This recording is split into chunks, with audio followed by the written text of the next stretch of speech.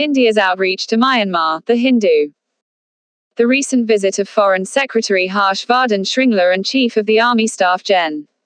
Manoj Naravane to Myanmar reflected India's multidimensional interests in the country and the deepening of ties between Delhi and Naypyidaw.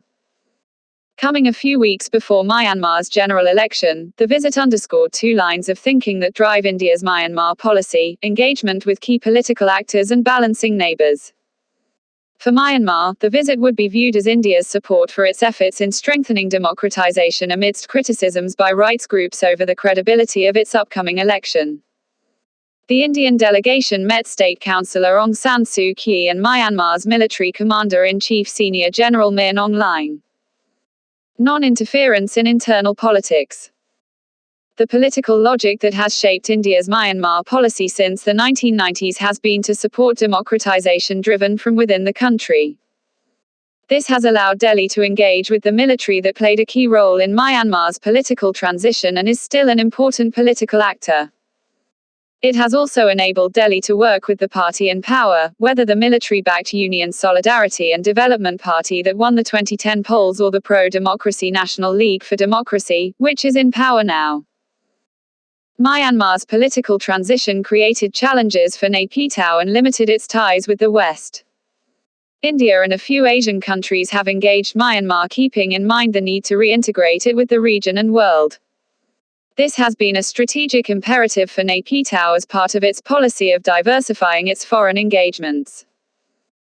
A key factor behind the military regime's decision to open the country when it initiated reforms was, in part, to reduce dependence on China. By engaging Myanmar, Delhi provides alternative options to Naypyidaw.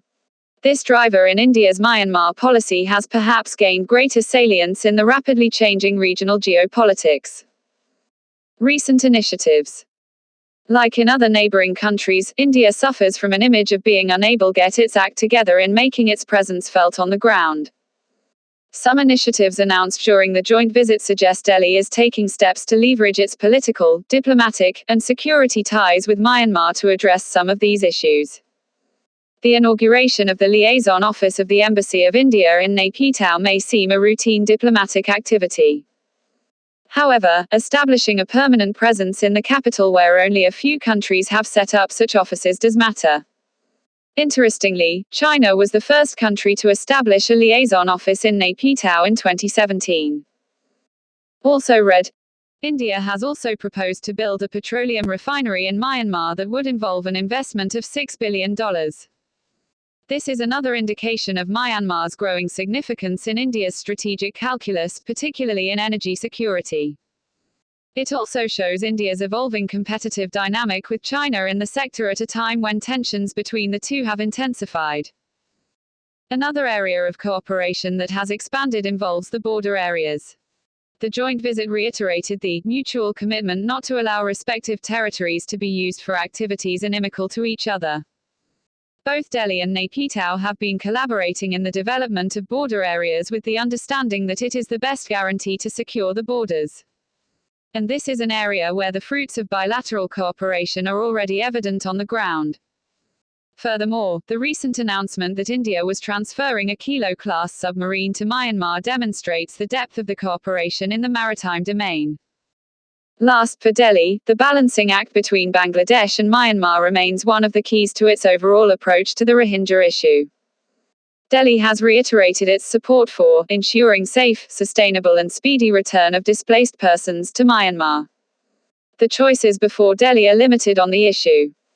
By positioning as playing an active role in facilitating the return of Rohingya refugees to Myanmar, India has made it clear that it supports Myanmar's efforts and also understands Bangladesh's burden. For Delhi, engaging rather than criticizing is the most practical approach to finding a solution.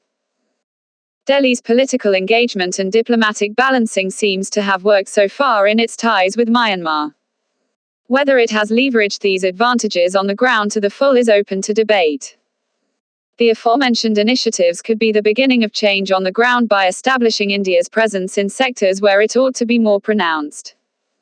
For India, Myanmar is key in linking South Asia to Southeast Asia, and the Eastern Periphery becomes the focal point for New Delhi's regional outreach.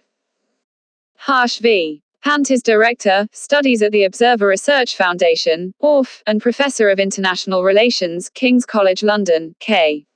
Ehome is a Senior Fellow with ORF's Nevaur Hood Regional Studies.